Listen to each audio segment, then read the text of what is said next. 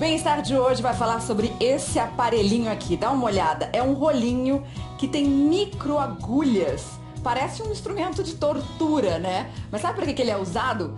Principalmente para tratar cicatrizes deixadas pela acne. A gente vai falar sobre isso hoje, vai falar também sobre espinhas. Você tem espinha? Você então pode fazer uma selfie mostrando a sua espinha pra gente e publicar no na nossa tela interativa g1.com.br/bem-estar. Você acha que espinha é tudo igual? Não é não. Espinha é diferente. A gente vai avaliar a sua espinha hoje e falar sobre o tratamento, qual é o melhor tratamento para cada espinha. Já tem gente mostrando a espinha na nossa tela interativa e para falar sobre esse assunto aqui a gente tem dois dermatologistas hoje. A nossa consultora, a doutora Márcia Purcelli. Bem-vinda, doutora Márcia, tudo bem? Tudo ótimo, bom dia a todos. E também está aqui com a gente o doutor Emerson Lima. Bem-vindo, doutor Emerson, tudo jóia? Bom dia, Mariana, bom dia, Márcia, bom dia vocês que nos assistem. Bom dia. Doutora Márcia, vamos mostrar logo a primeira foto de espinha que já chegou aqui, do Daniel Felipe. Só tenho espinha desse lado do rosto. O que faço para tratar? Olha lá. Então, é raro ter só de um lado, né? Porque normalmente tem uma distribuição mais uniforme. Mas nesse caso, olhando só essa hemiface dele, a gente vê apenas uma pústula, que é a espinha propriamente dita. Seria que é um essa? processo inflamatório, exatamente, bem avermelhada. Então a gente até classifica como um grau 2, mais ou menos. Precisa tratar para não evoluir, porque ali no cantinho, olha, ele parece ter já um pouquinho de cicatriz já. Então a cicatriz normalmente ela já é uma acne um pouco mais profunda e são os difíceis tratamentos quando já chega nesse ponto. O Daniel parece bem jovem, né, doutora Márcia? Mas não é só adolescente que tem espinha não, né? Não, muito pelo contrário, né? Então nós sabemos que a acne pode começar na adolescência por causa do boom hormonal, onde a gente vai sendo inundado pelos hormônios, mas isso também pode ser carregado no caso para a idade adulta e principalmente a acne da mulher adulta. Vamos ver aqui então, doutora Márcia, como é que isso acontece? Vamos lá. Então, aqui nós temos então o rosto, né? Nós sabemos que existe uma concentração muito grande de glândulas sebáceas. Vamos imaginar cada poro que nós temos no rosto tem uma glândula sebácea ali. Então essa glândula sebácea que está do lado do nosso Que é para onde folículo, estão indo as nossas setinhas aqui. Isso. Quem são as setinhas, no caso? São os hormônios. Então, não é que eu tenho excesso de hormônio. O meu hormônio normal, principalmente a testosterona, começa a pinicar, digamos assim, aquela glândula e vai incentivando ela a fazer cada vez mais oleosidade. Inflamou a glândula sebácea, provoca uma inflamação mesmo, uma irritação na glândula sebácea? Por quê? Porque já tem a invasão das bactérias que vão se alimentar daquele sebo e isso faz nascer a espinha. Quanto maior a glândula sebácea, pior será a nossa essa cicatriz que porventura pode no futuro ficar até mais deprimida e causar tanta tristeza nas pessoas. Doutor Emerson, isso pode ter a ver com o estresse também? O estresse pode estimular a nossa glândula sebácea a produzir mais oleosidade, uma espinha, por exemplo? Ansiedade e estresse favorecem a piora dessas lesões. A gente vê frequentemente isso. E até em episódios, você está para casar, está mais ansioso em alguma situação e vem lá aquela espinha que compromete toda a sua maquiagem e você fica preocupado como ficará no dia seguinte. Quer ver um exemplo disso, doutora Emerson? Esse final de semana a gente gravou a famosa vinheta Hoje é um novo dia de um novo... Quem não quer estar bem nesse dia? Olha a minha selfie com a minha espinha, doutora Márcia. Tinha que aparecer justo nesse dia, tá aí, ó. Thiago Leifert, Cristiane Pelágio, a minha espinha. Mona Lisa Perrone, aqui tá o Marcos Vera e aqui a Fernanda Gentil. Por que isso acontece? Quer dizer que tem a ver com estresse, então? Tem a ver, você está muito ansiosa, já se preparando para as festas de final de ano. Já estava ansiosa. Quem é que não fica ansiosa diante dessa gravação? Todo mundo quer fazer essa gravação, é muito legal. Olha só, mas não é só essa gravação, não, doutora Emerson falou, né? Casamento, já imaginou? Você está se preparando para o seu casamento e aí vai aparecer uma espinha no rosto? A Jane tinha muito medo que isso acontecesse e ela decidiu fazer um tratamento preventivo. Quem mostra pra gente é a Ana Brito.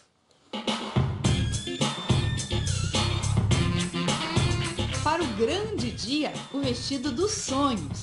A Jane cuidou pessoalmente de todos os detalhes da festa. Ela também quer ficar linda nas fotos e usar as plaquinhas só para fazer uma graça. Ah, eu adoro essa de noiva nervosa, né? O que ela não quer, essa noivinha não quer, é ter que se esconder, né? Atrás de nenhum desses aqui. Por isso que ela tá cuidando da pele, né? pele preocupa a Jane desde a adolescência, quando a acne deu as caras. Nessa imagem em 3 dimensões do computador, a gente consegue ver bem as marcas das espinhas. Você cutucava, apertava, espremia? Sim, sim. Mas eu cheguei a ter espinha que pessoas falavam, tipo, nossa, tá ruim essa daí. Aí é a pior coisa, eu odiava. Para esconder o problema, a Jane usava maquiagem quase o tempo todo, até para ir ao parque com o namorado. Passava muita base, muita mesmo. Para casar sem se esconder atrás da base, ela procurou uma dermatologista e mudou alguns hábitos. Passou a lavar o rosto com sabonete próprio 2 vezes ao dia. Ela não sai de casa sem passar o protetor solar com cor, que além de proteger, ajuda a disfarçar as marcas. Mas os melhores resultados vieram mesmo com tratamento no consultório. A Jane usou no rosto a técnica da luz pulsada. Nesse tipo de comprimento de onda, essa luz se presta a fazer uma esterilização da pele do paciente e também diminui a produção do sebo pela glândula sebácea do paciente. Primeiro, o aparelho suga a pele. Quando ele faz essa retração da pele para dentro desse bocal, ele mesmo libera a luz, porque quando ele puxa a pele para dentro, ele faz, na verdade, uma abertura da glândula sebácea. Então aí está pronto para ele emitir a luz. Depois que o vácuo produzido pelo aparelho força a abertura da glândula sebácea, a luz pulsada tem caminho livre. Vai agir lá dentro da glândula, mata as bactérias e diminui a produção de secreção. O tratamento é feito em 5 sessões, uma por semana. Para completar o pacote anti-acne, a Jane também fez peeling e limpeza de pele, que ajudaram a renovar o aspecto do rosto. Você vê que não tá mais nascendo, que a pele tá mais sequinha, que ela tá menos oleosa do que tava antes. Tá torcendo para no dia do casamento não ter nada. Tô super.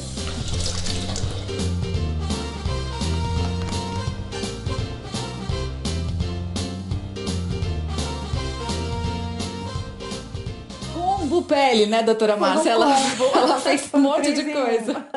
Vamos ver como é que ficou no dia do casamento? A Jane mandou fotos pra gente do dia do casamento. Olha lá. Ó, que linda que ela ficou. Ficou linda, hein? Tem mais foto? Vamos ver. A próxima foto tem mais... Na sequência, olha só a próxima foto. Olha, doutora Márcia. Bonita, Perfeito, hein?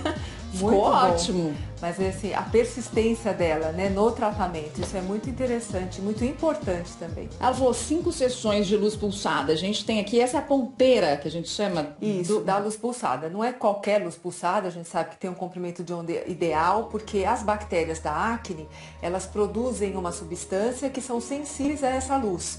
Então, nesse caso, esse aparelho suga, faz essa sucção para expor mais, de uma forma mais ampla, essas bactérias, e aí essa luz vai até a bactéria e, no caso, mata a bactéria pela luz. É um tratamento muito caro esse? É um pouquinho caro. Tudo que envolve tecnologia de laser ainda é muito caro no Brasil. Vamos ver como é que a Jane estava antes. Olha lá, doutora Márcia, é impressionante o resultado. Exatamente. A gente pode dizer que essa acne da Jane era qual grau? Porque a gente vai mostrar aqui agora os graus da acne, né? Tem de 1 a 4. É um grau 2, né? 2? Isso. Você vê que ela já tem algumas pústulas, e aqui nós conseguimos perceber, olha, tá vendo?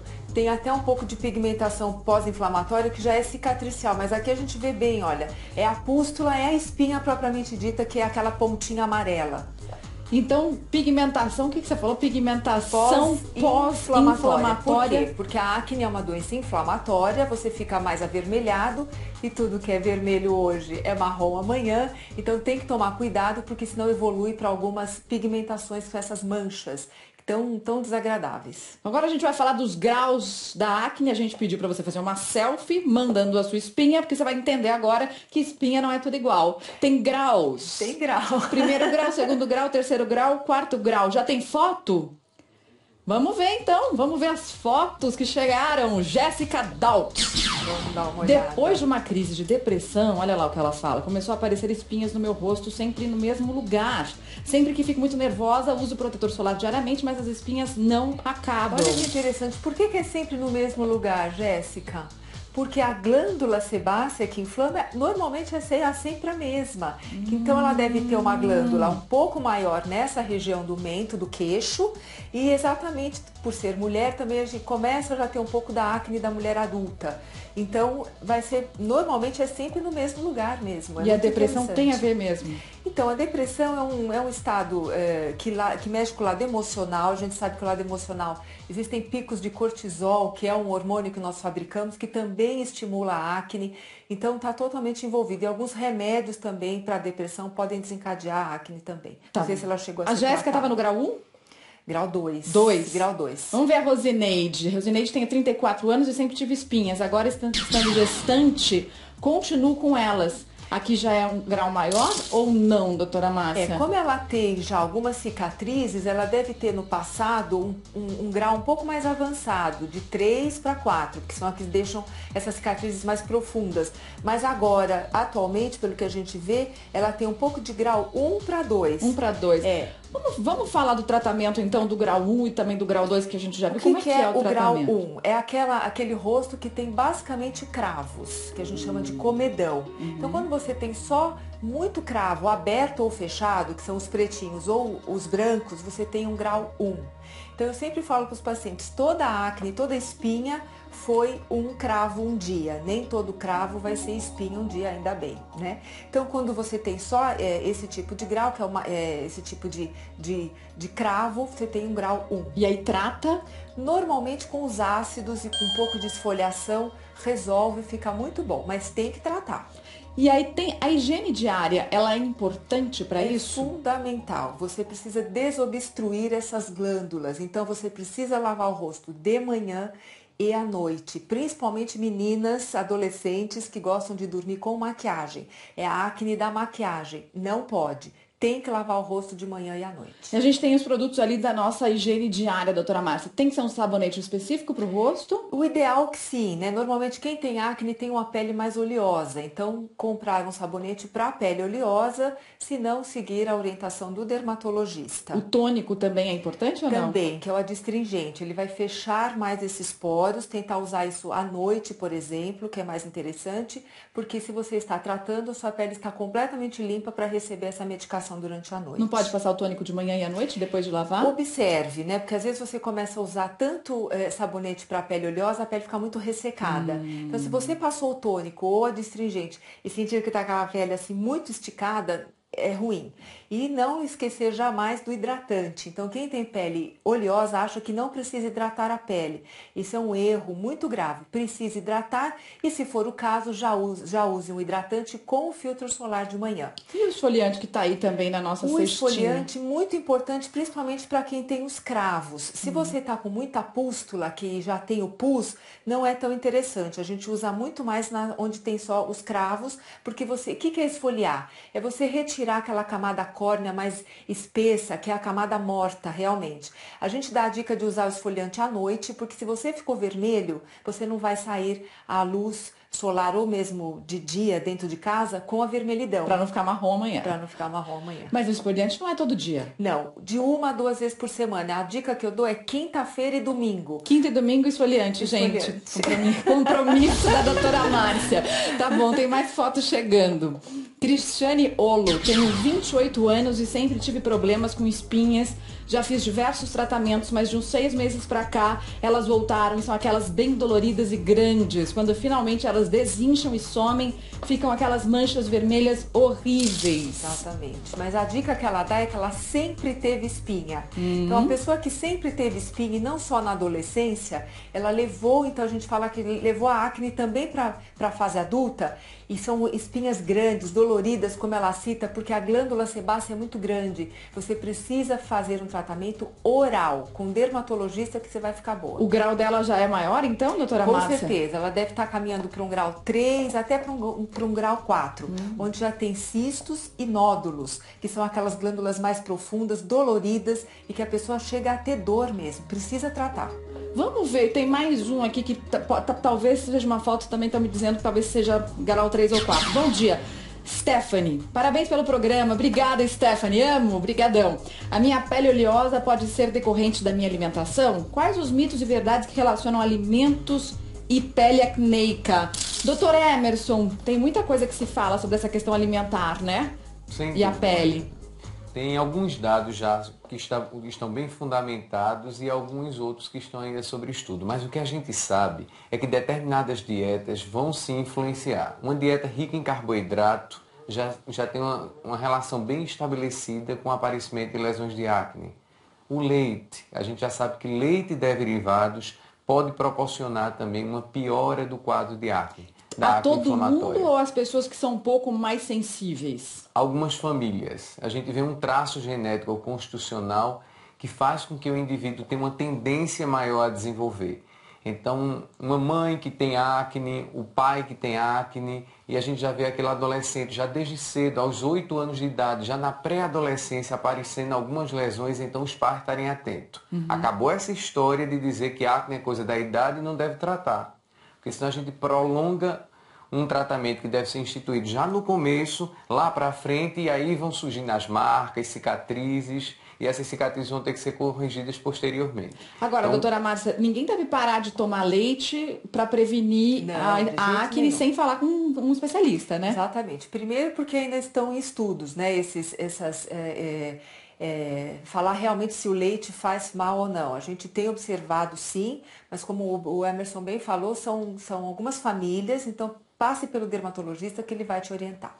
Ela tá com um grau o quê, doutora Márcia? Dá pra gente avaliar assim pela Já foto? é quase um grau 3, a gente percebe isso pelo menos aqui, olha, já é uma glândula bastante grande, já começa a ter um pouco de nódulo e são as mais perigosas, porque senão são essas que caminham para a cicatriz, porque existe depois uma depressão e a cicatriz fica muito feia. E quem tem grau 4 deve tratar como? De 3 já a gente já começa também para o 4 com a isotretinoína oral, que é uma medicação que está muito bem estabelecida, tem que ser dada apenas por dermatologistas, que são as pessoas, hoje é o profissional competente para poder, no caso, prescrever isso. Existem cuidados específicos, porque as mulheres não podem engravidar, é uma droga teratogênica, tem todo um sérum... Teratogênica, gente, é que pode causar malformações no feto, né? Exatamente. Pode até Então, matar, né, o embrião. Exatamente, mas assim, se você fizer o segmento direitinho com o dermatologista, é uma droga maravilhosa, porque cura completamente a acne. Sempre com indicação médica. A gente recebeu uma foto de uma pessoa que está fazendo esse tratamento. Olha só, Liandra Maruski.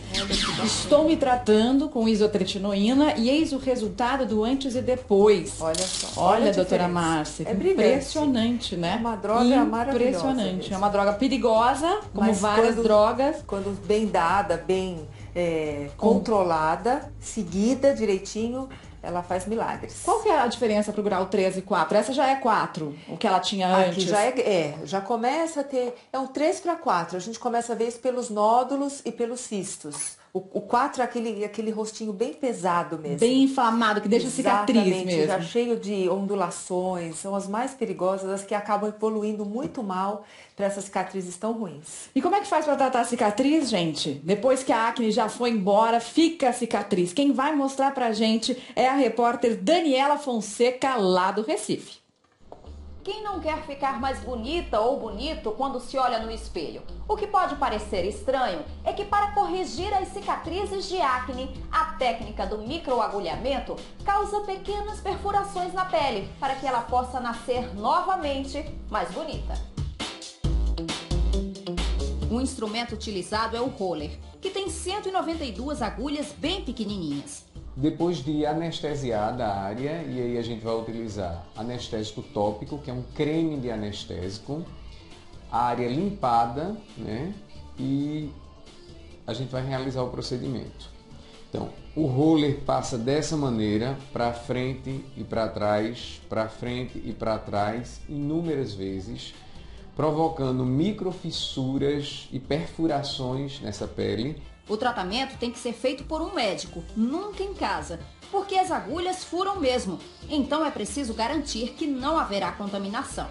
E é um procedimento que sangra, porque a gente vai criar microfissuras e ponturas nessa pele para a gente estimular colágeno. Então, na verdade, o estímulo do colágeno vem a partir da neovascularização, de novos vasos. A técnica ainda é novidade no Brasil. Assim que soube desse método, o padre Davidson quis fazer o tratamento. A partir dos 15, 16 anos, começou a fase das espinhas para mim. Então essas cicatrizes foram aparecendo naturalmente com as espinhas e com a marca das unhas, porque havia preocupação de estourá-las, de tirá-las do rosto.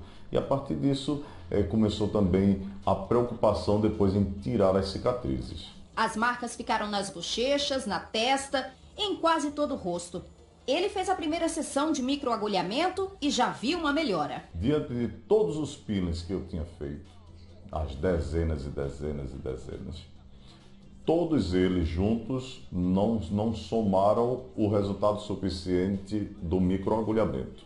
Leiliane também fez o tratamento. As lembranças das espinhas estão no álbum da festa de 15 anos e nas cicatrizes que acompanharam a vida adulta. Eu me sentia muito mal com tudo aquilo, né? Porque querendo ou não, o rosto é o cartão de visita da gente, né? E onde eu chegava, todo mundo olhava pra mim, aí eu ficava já incomodada.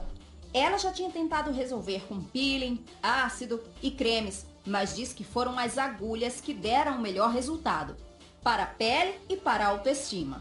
Eu já me olho de outra maneira, meu esposo já me olha de outra maneira, me achando bonita, as pessoas estão perguntando o que foi que eu fiz, né? Seu rosto tá diferente, o que você fez? Tá mais nova, tá mais bonita.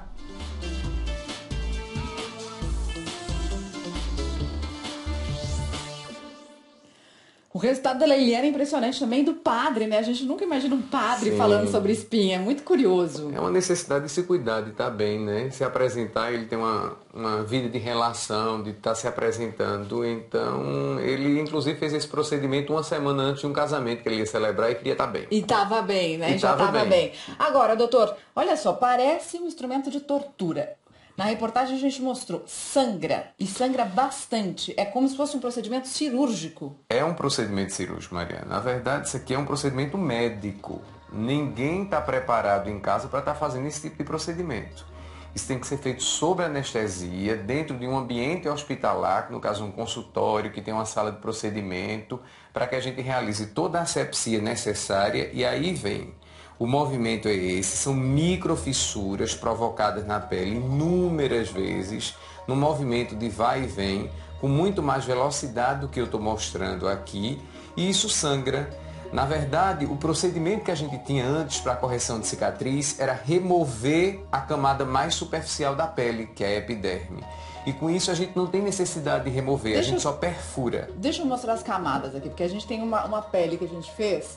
Então aqui você tem a parte mais superficial. A parte que a gente está vendo em amarelo seria o que aqui? A gordura. A gordura. A gente não chega lá. Vou botar aqui na minha mão pra gente Na poder verdade, ver. a gente vai trabalhar em cima dessa camada mais superficial, que é a epiderme e a derme. Tudo isso está no rosinha. Epiderme e derme estão juntas aqui. Isso. Então perfura a derme e a epiderme. Isso. Porque não chega na gordura. Não. Mas mesmo assim sangra muito. Sangra porque o que é que a gente tem? A gente tem várias traves fibróticas. O que é isso? Cordõezinhos que puxam a pele e prendem essa pele lá na gordura. Por isso que cria aquela ondulação na superfície da pele. Entendi. E quando a gente agulha aqui, a gente rompe esses cordõezinhos, liberando essa pele e retificando essa estrutura. É mais ou menos como se fosse um preenchimento de dentro para fora? Sim. Quando se rompe, a gente vai preencher esses espaços com sangue. E aí a inflamação acontece, tem uma liberação de fibroblastos, que são células que produzem colágeno, e essa colinha que é produzida vai preencher todo esse espaço. Entendi. Vamos ver como é que fica. A gente tem um antes e depois aqui bem interessante, olha só, de um rosto de uma senhora. É uma mulher que já tinha um pouco de flacidez aqui no rosto, né? E olha só, melhora bem tanto a parte das manchas como das rugas e da flacidez, né? Sem dúvida. O que a gente observa, ó, nos pacientes com cicatriz, além das cicatrizes, a gente tem uma pele envelhecida. Porque com todo esse processo de inflamação, o que aconteceu foi um consumo da derme, do colágeno, que foi quebrado, e aí a pele perde sustentação, ela fica frouxa, ela amassa. Então, além das cicatrizes, o que a gente observa é um processo de envelhecimento. Sim. E quando a gente estimula colágeno, a gente tem dois ganhos. A melhoria da cicatriz e a melhoria do envelhecimento. Vamos ver mais um exemplo, então, aqui agora de um homem. Vamos ver o próximo exemplo, a próxima foto. Essa cicatriz que ele tinha era uma cicatriz de acne. Isso, difícil de tratar porque ela é funda. Veja o consumo que ele tem, né, na bochecha. A gordura foi perdida, foi consumida pela inflamação. E com isso a gente descola a superfície mais superficial e dá esse preenchimento. Veja o volume que adquiriu a bochecha dele, né, dando esse aspecto mais jovial né, a sua pele, além do ganho que ele teve com a questão da cicatriz. A gente tem um comentário na nossa tela interativa, vamos dar uma olhada aqui, da Lucilene de Fátima Rabelo. Bom dia, Lucilene. Eu comprei um aparelho desse com microagulhas para tratar as espinhas, só que ele foi mais eficiente nas minhas estrias. Calma, Lucilene, você está fazendo isso em casa? Pelo amor de Deus, doutora Márcia. Não pode, que perigo, né? O que faz a internet hoje em dia.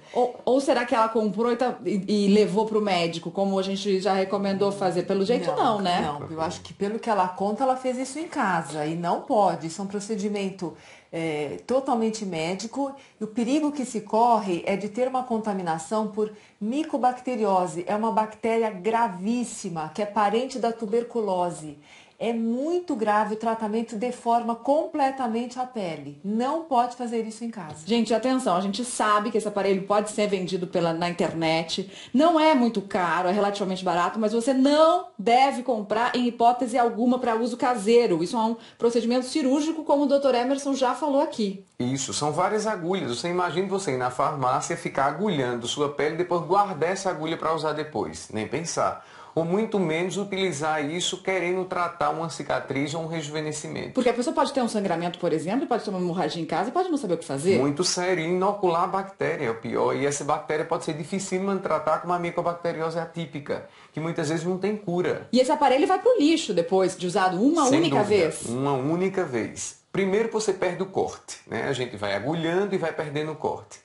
E segundo que não pode ser esterilizado. Ninguém utiliza uma agulha para uma injeção e depois coloca no autoclave para esterilizar. Esse instrumento é de uso absolutamente médico e de um médico habilitado. Ele tem que ter conhecimento de pele. Para fazer isso. Porque pode escurecer a pele, se manchar. Quem vai tratar? Tem que ser uma pessoa que tenha conhecimento de pele. Se deixar uma cicatriz, ele não pode deixar uma cicatriz? Sem dúvida. Se for utilizado de forma inadequada. Por isso que o indivíduo que tem que utilizar, ele tem que ter uma formação direcionada para o uso desses aparelhos. Então, é um procedimento absolutamente médico e o que nós recomendamos é que seja um médico dermatologista porque ele tem o conhecimento da pele.